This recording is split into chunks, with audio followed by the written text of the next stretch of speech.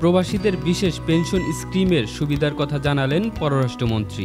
বৈধ উপায়ে রেমিটেন্স পাঠিয়ে দেশের অর্থনীতিতে অবদান রাখা ও আইনানুগ কাজের মাধ্যমে দেশের মর্যাদা বৃদ্ধির জন্য সৌদি প্রবাসী বাংলাদেশিদের অভিনন্দন জানিয়েছেন দেশটির সফররত পররাষ্ট্রমন্ত্রী ডক্টর হাসান মাহমুদ। সেই সঙ্গে প্রবাসীদের জন্য বিশেষ পেনশন স্কিম, অফশোর ব্যাংকিং ও প্রবাসে ব্যবসায় মালিকানা সুবিধা নিয়ে গুরুত্বপূর্ণ নির্দেশনা দিয়েছেন তিনি। বৃহস্পতিবার 20 জুন রাতে মদিনায় স্থানীয় একটি হোটেলে প্রবাসী বাংলাদেশিদের সঙ্গে মতবিনিময়কালে পররাষ্ট্রমন্ত্রী এসব কথা বলেন।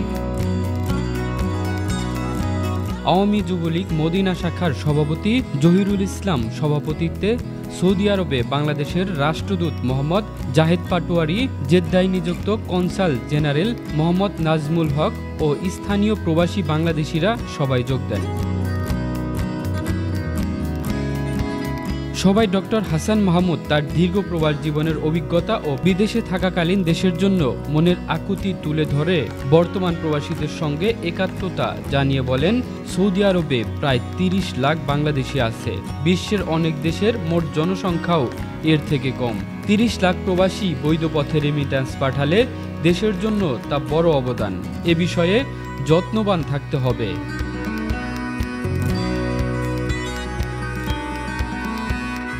প্রধানমন্ত্রী শেখ হাসিনা প্রবাসীদের অত্যন্ত গুরুত্বের সঙ্গে মূল্যায়ন করেন উল্লেখ করে পররাষ্ট্রমন্ত্রী হাসান মাহমুদ বলেন, প্রধানমন্ত্রী প্রবাসীদের জন্য বিশেষ পেনশন স্কিম চালু করেছেন, যার সুবিধা 55 বছর বয়সের মানুষও নিতে পারবেন। প্রবাসীদের জন্য অফশোর ব্যাংকিং সুবিধা রয়েছে, যেখানে সহজ ডলার অ্যাকাউন্টও খোলা যায় বলে জানান তিনি।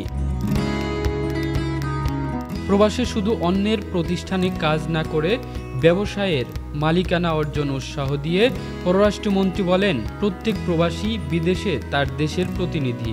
সে যদি অপরাধ করে তবে তার দেশের বদনাম হয়। সবাই আরও বক্তব্য দেন মদিনা প্রবাসী আনিসুর রহমান পলাশ, রাজু আহমেদ, মুসা আব্দুল জলিল, মুহাম্মদ লিটন, আব্দুল আল মামুন, মাহমুদ মিলন, মোশাররফ শিকদার, চট্টগ্রাম দক্ষিণ জেলা আওয়ামী লীগের মোহাম্মদ শাহজাদা মহিউদ্দিন প্রমুখ। Kamrul Islam, desk report.